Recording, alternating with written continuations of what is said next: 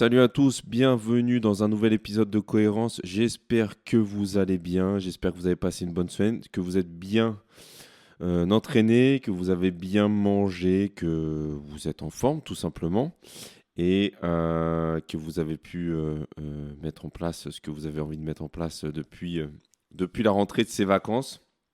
J'espère que vous avez bien profité. Moi, c'est le cas. Il va y avoir pas mal de changements là, cette année pour mon cas, dont je reparlerai au fur et à mesure du temps. Mais c'est bien, c'est des changements positifs. Comme je le dis souvent, la vie, c'est un peu comme l'entraînement. Ce sont des cycles. Et les cycles, comme les cycles d'entraînement, sont amenés à évoluer, à nous faire progresser. Et c'est ce vers quoi je tends au fur et à mesure du temps pour essayer de m'enliser le moins possible dans mon quotidien. On le sait tous, on a tous un quotidien qui est plus ou moins similaire. Et moi, c'est vrai que au fur et à mesure du temps, je me rends compte que bon, j'ai besoin de faire évoluer les choses. Pour ça aussi que j'ai créé ce podcast, pour ça aussi que je fais mes newsletters, que je fais des choses qui m'amènent de la nouveauté, entre guillemets, pour vous le proposer, bien évidemment, mais pour aussi me permettre de tenter, d'essayer de nouvelles choses, de forcément apprendre des nouvelles capacités, hein. Quand on fait des podcasts comme ça, il faut comprendre un peu comment un micro ça marche, comment on enregistre. Quand on fait des newsletters, on essaye de comprendre un peu aussi le système de fonctionnement des newsletters. On s'intéresse aussi au site, aux différents hébergeurs, etc. Enfin, on acquiert des compétences, on va dire, accessoires, auxiliaires, avec la pratique de nouvelles choses. Et c'est ce vers quoi je tends avec mes essais, avec mes choses que je fais au quotidien, hormis bien sûr mon métier de coach, qui reste quand même ma principale activité, que ce soit en présentiel ou à distance, avec mes suivis à distance.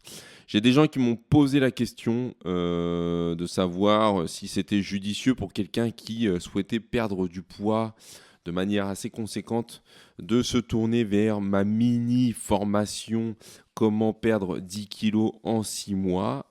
Alors, j'ai essayé dans cette mini formation pour remettre un peu de lumière dessus, d'être le plus générique possible et que ce que je vous apporte dans les vidéos, c'est des courtes vidéos qui font 5 minutes, vous permettent de prendre conscience de votre contexte, de votre environnement et de mettre en place avec les petites stratégies, les petites composantes que je vais vous donner à travers les différentes vidéos et les différents thèmes de la vidéo, vous permettre d'orienter le plus possible cette reprise en main de manière personnalisée. Mais cette personnalisation, vous allez vous la faire vous-même parce que vous allez vous poser les bonnes questions en suivant justement la trame des vidéos que j'ai fait et en s'appuyant sur les petits fichiers aussi que je mets à disposition pour voir votre évolution au quotidien. Donc, si vous êtes intéressé, même si vous n'avez pas 10 kilos à perdre, c'est le nom qui attire un petit peu et qui est un peu putaclic, vous pouvez vous tourner vers cette mini-formation, ça peut être extrêmement intéressant, ou parlez-en autour de vous. Ils ont juste à renseigner leur mail et ils ont accès directement à l'application. À la mini-formation, c'est totalement gratuit. Et franchement, en une demi-heure, ils ont fait le tour et ça peut changer dans la tête des gens la manière d'aborder beaucoup de choses et d'aborder la progression dans le sport, dans l'alimentation, sur des domaines dans lesquels je remarque quand même quotidiennement que beaucoup de gens stagnent parce que on est amené à reproduire les mêmes habitudes, à avoir le même environnement, j'en ai déjà parlé, et ça ne nous force pas à changer. Et malheureusement, j'ai eu le cas avec des élèves, des clients là dernièrement. Ce qui fait changer, c'est quand on a un coup de bâton derrière les oreilles qui fait bien mal, qui joue, pour le coup, généralement, qui joue pour le coup là sur mes élèves, sur leur santé directement. Ça met un grand coup de bambou derrière les oreilles et bien souvent, malheureusement, quand on commence à réfléchir à tout ça. Je ne vais pas dire qu'il est trop tard, mais il nous est arrivé une merde. On se dit, oh putain, maintenant, il faut que je fasse attention à ça, ça, ça, ça, ça. alors que c'est bien avant qu'il faut faire attention. On pense toujours qu'on a le temps, mais on n'a pas le temps. Donc je vous invite véritablement à faire les choses du mieux que vous pouvez, que ce soit pour vous ou pour vos proches, au fur et à mesure du temps, petit à petit, step by step, 1% de plus par jour. Prenez le biais de motivation que vous voulez, mais il faut essayer de faire mieux parce que la prévention, le fait de faire les choses le plus correctement possible va vous éviter d'avoir des merdes. Et malheureusement, j'ai des exemples autour de moi dans mes élèves qui, des fois, le comprennent un peu trop tard. Et voilà, et très vite, après, on surréagit, on veut faire les choses très correctement, mais dans un laps de temps très court. Et ça marche, hein, mais dans un laps de temps très court. Et malheureusement, on a ancré des mauvaises habitudes, donc ça va être très difficile. Thème du jour, aujourd'hui, on va parler d'alimentation justement et on va parler de mes 5, combien j'ai mis 6 sources de protéines favorites, celles que je consomme le plus au quotidien. Je ne vais même pas dire le plus, c'est celles que je consomme dans 99% des cas. Des sources de protéines que je vais vous énoncer une par une et qui, je l'espère, vous donneront des pistes de réflexion pour essayer d'améliorer un peu votre quotidien. Alors, ces protéines, il n'y a pas de classement, il n'y a pas c'est pas parce que je vous dis le premier que c'est celle que je consomme le plus. En l'occurrence, là, la première source de protéines que je vais vous énoncer, c'est celle que je consomme le plus, mais il n'y a pas un classement par rapport à ma consommation au quotidien. Cependant, comme je le disais, c'est vraiment ce que je mange quotidiennement. Il y en a 1, 2, 3, 4, 5 et 6. On pourrait en considérer 6. Allez, 6 que je mange très régulièrement. Alors, il faut savoir, avant de vous les énoncer, que la protéine, c'est bien évidemment essentiel pour faire du muscle. Ça tombe tout le sens. Je pense que tout le monde le comprend. On en parle suffisamment aujourd'hui via plein d'acteurs de la nutrition et du sport à travers les réseaux sociaux. Donc, je pense que vous êtes au fait sur le sujet. Maintenant, les recommandations sont généralement de l'ordre de 1,5 à 2 grammes par kilo de poids de corps en fonction de votre activité physique. Donc, si vous pesez 70 kg, si vous consommez 2 grammes de protéines par kilo de poids de corps, ça voudrait dire qu'il faudrait que vous consommiez 140 grammes de protéines par jour, tout en sachant que dans 100 grammes de poulet, vous n'avez pas 100 grammes de protéines. D'accord ? Chaque aliment a un dosage protéiné, on va dire ça comme ça, une part protéique qui est différente. Un œuf moyen gros, c'est plus ou moins 6-7 grammes de protéines. 100 grammes de poulet, filet de poulet classique, c'est à peu près 25 grammes, 20-25 grammes. Un steak haché à 5% de matière grasse, c'est plus ou moins la même chose. Dans un yaourt, vous avez 4-5 grammes de protéines. Voilà, en fonction des différents sources que vous allez prendre, vous allez avoir des variations de taux de protéines qui vont être différents. La protéine en poudre, quand vous prenez une scoop de protéines en poudre, une cuillère qui fait généralement 30 grammes, vous n'avez pas 30 grammes de protéines. Vous avez pareil 25 grammes de protéines, puis le reste, ce sont d'autres macronutriments qui constituent cette protéine en poudre. Un peu de gras, un peu de sucre, du lait, etc. etc. Mais vous n'avez jamais 100% de protéines dans un aliment. Et donc, quand on réfléchit comme ça, on se dit finalement, je mange peut-être pas suffisamment de protéines. La protéine, effectivement, comme je vous disais, ça soutient le muscle, ça soutient la force, ça soutient votre structure, toute votre structure corporelle, vos tendons, vos articulations, vos ligaments, vos fascias, donc les tissus musculaires, vos os, votre peau, enfin bref, tout ce qui va constituer la structure de votre corps. Et étant donné qu'avec l'âge, on perd naturellement via le phénomène de sarcopénie dont j'ai parlé très souvent naturellement de la masse musculaire, il est d'autant plus intéressant à mesure que l'on vieillit de manger de plus en plus protéiné. Et bien souvent, c'est l'inverse qui se produit. Souvent, je vois de par mes clients ou de par les différents suivis alimentaires que je fais en coaching, notamment à distance, que les gens mangent très peu de protéines. J'en ai déjà parlé grandement. Il y a 2 manquements principaux, je trouve, dans l'alimentation des gens. C'est pas assez de végétaux, notamment de légumes, et pas assez de protéines. Et donc, les protéines devraient être le constituant principal de votre alimentation. À chaque repas, à chaque fois que vous allez commencer un repas, n'êtes pas obligé de commencer en mangeant des protéines, mais à chaque fois que vous allez faire un repas, vous devez vous retrouver avec des protéines. Pour moi, c'est évident, c'est essentiel.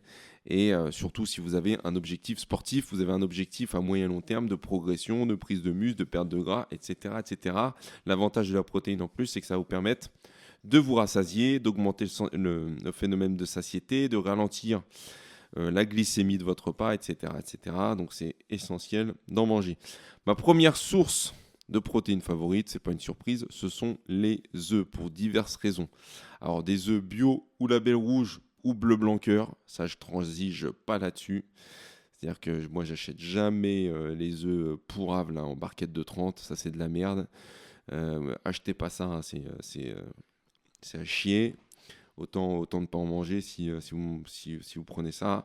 Ou alors mangez moins de viande et achetez plus d'œufs de bonne qualité. Mais si vous achetez des œufs par 30 là, ou en batterie, c'est de la merde. Donc vous n'achetez pas ça.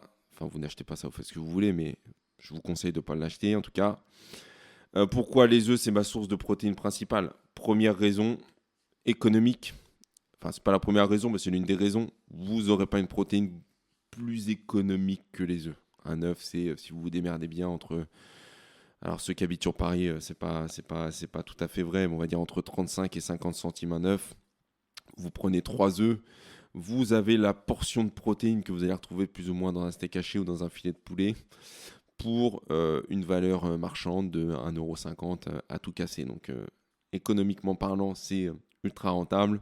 Vous avez une protéine qui est hautement assimilable. Toutes les protéines, et notamment des protéines que je vais vous citer aujourd'hui, ne sont pas assimilables de la même façon. Vous n'avez pas tous les mêmes acides aminés dans certaines protéines, ce qui fait que y a des protéines, notamment comme les protéines végétales, qui sont moins bien assimilées que les protéines animales, et notamment les œufs, qui restent la protéine la mieux assimilée, c'est-à-dire quasiment la totalité de l'œuf est assimilée par votre corps en protéines. C'est une protéine avec...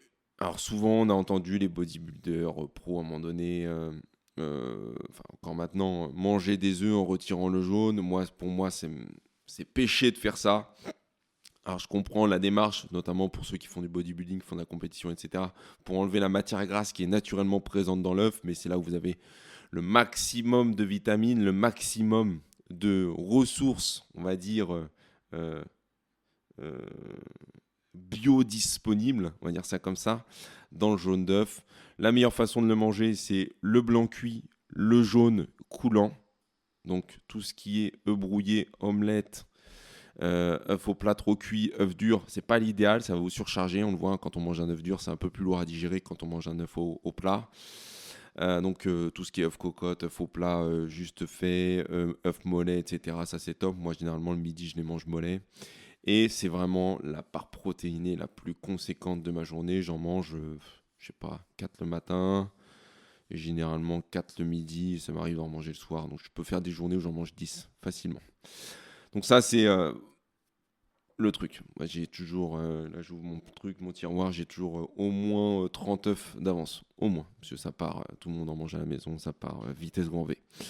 La deuxième source de protéines que je mange quotidiennement, ça fait un peu cliché de le dire comme ça, mais c'est le poulet.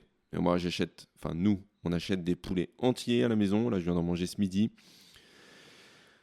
On achète des poulets entiers parce que qualitativement, c'est plus intéressant, je trouve, que d'acheter des filets de poulet découpés, sauf si vous allez chez le boucher, etc. Mais moi, je ne vais pas chez le boucher tous les jours, j'ai pas trop le temps, etc. Donc, j'achète des poulets entiers, généralement label rouge ou bio, qu'on fait cuire à la cocotte en fonte. Juste un filet d'huile d'olive, sel, poivre, de l'ail, des oignons, des fois des patates à côté. On fait cuire ça et généralement, ça nous tient pour quelques jours. Moi, en plus, avec le reste du poulet, je fais généralement des bouillons, du bouillon de poulet que je mets après. Enfin bref, je mets ça dans des espèces de trucs à glaçons. Là, je les congèle et je me fais des petits cubes de bouillon de poulet avec tout un tas de trucs aromatiques dedans pour que ça donne du goût. Ça me permet en plus de récupérer un peu tous les substrats de collagène qui vont être retrouvés dans la carcasse, etc. pour mettre après dans des préparations. C'est intéressant. Le poulet, ça reste quand même une viande maigre. Alors j'essaye de ne pas manger la peau tout le temps, même si c'est bon quand elle est croustillante, etc. Bien cuite, bien rôtie et tout. J'essaye de ne pas la manger. Là, ce midi, je ne l'ai pas mangé. mais ça me permet d'avoir une alternance entre des morceaux qui sont un peu plus gras, type cuisse, type aile, etc., et des morceaux qui sont un peu plus secs, type les blancs de poulet, tout simplement, les suprêmes, là, ce qui sont sur le dessus du poulet. Et ça reste une viande relativement, entre guillemets, saine, que je mange quotidiennement, enfin quotidiennement, très régulièrement dans mon quotidien, et qui, pareil, d'un point de vue économique, est intéressante, hein, quand vous achetez un poulet entier. La contrainte, c'est effectivement de le faire cuire. Et encore, c'est pas compliqué. Vous avez une cocotte, vous le mettez dedans, vous le mettez au four pendant 45 minutes, 1 heure, c'est réglé. Mais c'est quand même beaucoup moins cher au kilo que d'acheter des filets de poulet prédécoupés, des cuisses prédécoupées, etc. Donc c'est quand même intéressant. On a aux 100 grammes de poulet, généralement, comme je disais tout à l'heure, 20 à 25 grammes de protéines. C'est une protéine animale, donc avec tous les acides aminés qui vont vous permettre de vous reconstituer d'un point de vue musculaire. C'est la viande vraiment que je préconise. Alors je disais 6 sources favorites. La 6e, c'est le bœuf, même si le bœuf, j'en mange de moins en moins. Non pas que je n'aime pas ça, mais parce que ça coûte un bras et parce qu'en manger de manière qualitative, ça coûte cher tout simplement. Donc j'essaye d'en manger moins. Souvent, le bœuf, on le mange dans des plats mijotés, donc du paleron, des morceaux à braiser, à mijoter, ce qui permet en plus de récupérer un peu tout ce truc de collagène qui vont être dans ces morceaux un peu moins nobles sur le papier, mais qui confit sont super bons. Donc ça fait partie des viandes aussi que je consomme très régulièrement. 3e source de protéines principale au quotidien que je mange, ce sont les produits laitiers. Produits laitiers, j'essaye d'en manger pareil, de moins en moins, mais au moins tous les 2 jours, je mange 2 yaourts dans la journée avec un bout de fromage généralement. Alors, des yaourts, des fromages blancs, des skyrs, etc. J'essaie de varier les sources de lait. Des fois, je prends du lait de brebis, du lait de chèvre, du lait de vache pour essayer de varier. Alors, vous le savez, tout est plus ou moins soumis à une sorte d'empoisonnement, si on peut dire ça comme ça. Et donc, on essaie de varier les poisons. On va dire ça comme ça. D'accord ? Et donc, je varie. Pareil pour les fromages, je prends des fromages au lait cru, des fromages pasteurisés. J'essaie de toucher un peu à tout, on varie très régulièrement. Mais c'est quand même une source de protéines qui est très intéressante, le lait, à condition que vous la tolériez bien, à condition de ne pas en exagérer, pour éviter toutes les inflammations que peuvent causer une consommation de lait importante. Alors moi, je ne bois pas de lait au verre ou classique, donc ça va. Mais voilà, j'en mange généralement, on va dire 1 jour sur 2. Je mange des yaourts, des fromages blancs. Ceux qui me voient à la salle, des fois, manger mon yaourt là, avec ma petite huile de colza par-dessus. Souvent, c'est des yaourts à la brebis. Je varie les différentes sources de protéines de lait pour varier un peu les apports nutritifs qui sont un peu différents. Un yaourt, comme je le disais, c'est 4 à 5 grammes de protéines. Fromage blanc, vous avez un tout petit peu plus. Le skyr, vous avez un petit peu plus, tout simplement parce que c'est déshydraté, vous avez moins de flotte, vous avez plus de concentration du produit. Ça peut être des petits Suisses, ça peut être, comme je disais, du fromage aussi, on fait attention parce que c'est salé, etc., etc. Moi, je ne prends pas de protéines de whey, de lait, la whey classique en poudre. J'aime pas ce côté laiteux à boire. C'est pas mon truc. C'est pour ça que j'en prends pas. Mais ça peut être potentiellement intéressant et c'est économique et c'est pratique. La 4e source de protéines que je mange quotidiennement, ce sont les protéines végétales. De la marque, alors sans les citer, de la marque Superphysique, il y en a qui l'ont vu pareil très régulièrement à la salle, je me fais toujours mes petits shakers là, de protéines végétales, donc c'est de la protéine bio d'une marque qui s'appelle Superphysique, d'un entraîneur que je mets souvent dans mes recommandations de contenu sur ma newsletter. Pareil, si vous n'êtes pas abonné à la newsletter, allez vous abonner à cette newsletter. Le lien, il est en dessous dans le descriptif de cette vidéo. Cette marque s'appelle Superphysique. Moi, j'ai grandi avec Superphysique. C'est, on va dire, ceux qui m'ont amené vers la musculation, et notamment un entraîneur qui s'appelle Rudy Koya. Il a sa marque depuis des années et des années. Une rigueur et une droiture franchement peu comparable à ce que je peux voir sur Internet.